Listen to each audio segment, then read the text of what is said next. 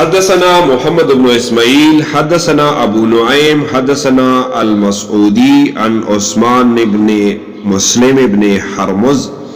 عن نافع ابن جبیر ابن مطعم عن علی ابن ابی طالب رضی اللہ تعالی عنہ قال لم يكن النبي صلى الله عليه وآله وسلم بالطويل ولا بالقصير شسن الكفين والقدمين ضخم الرأس ضخم الكراديس طويل المسربة إذا مشى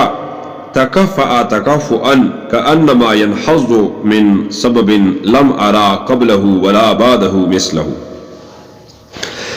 حضرت علی رضی اللہ تعالیٰ عنہ فرماتے ہیں کہ حضور اقدس صلی اللہ علیہ وآلہ وسلم نہ زیادہ لمبے تھے نہ کوتاہ قد،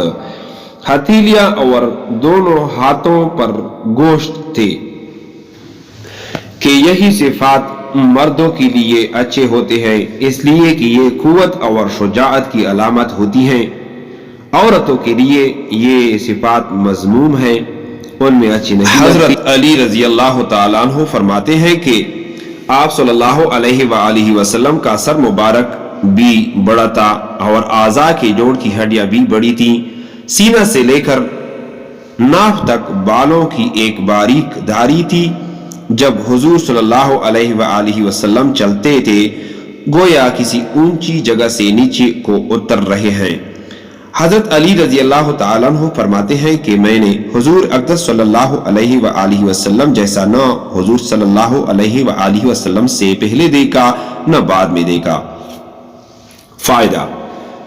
اس قسم کی عبارت سے کہ میں نے فلاں جیسا کسی کو نہیں دیکھا یا کبھی نہیں دیکھا مبالغہ مقصود ہوا کرتا ہے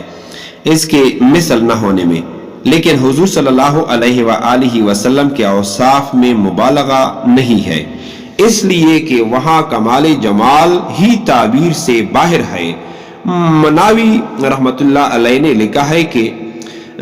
ہر شخص یہ اعتقاد رکھنے کا مکلف ہے کہ حضور صلی اللہ علیہ وآلہ وسلم کا جسم مبارک جن اوصاف جمیلہ کے ساتھ متصف ہے کوئی دوسرا ان اوصاف میں حضور صلی اللہ علیہ وآلہ وسلم جیسا نہیں ہو سکتا، اور یہ محض اعتقادی چیز نہیں ہے، سیر، احادیث و تواریخ کی کتابیں اس سے لبریز ہیں کہ حق تعالی شانہ نے کمالات باطنیہ کے ساتھ ساتھ جمال ظاہری بھی اعلی الوجہ الاتم عطا فرمایا تھا۔ حضرت عائشہ رضی اللہ تعالی عنہ سے اس بارے میں چند اشعار منقول ہیں، فرماتی ہے فَلَوْ سَمِعُوا فِي مِصْرَ أَوْصَافَ خَدِّهِ فَلَوْ سَمِعُوا فِي مِصْرَ أَوْصَافَ خَدِّهِ لَمَا بَذَلُوا فِي صَوْمِ يُوسُفَ مِن نَقْدِهِ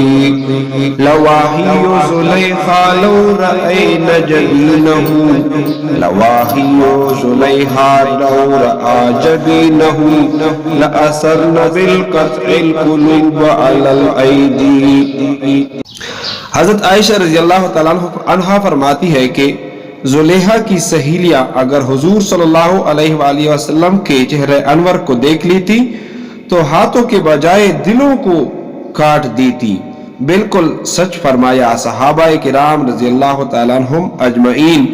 مرد و عورت حضور صلی اللہ علیہ وآلہ وسلم کے عشق میں جس قدر غرق تھے، اس کا کچھ شائبہ دیکھنا ہو تو حکایات صحابہ کا باب نمبر 8 دیکھیں، آپ کو بہت تفصیل سے اس کے بارے میں معلوم ہو جائے گا۔ اس حدیث کو اپنے دوستوں کے ساتھ شیئر کریں اور اس کو لائک کریں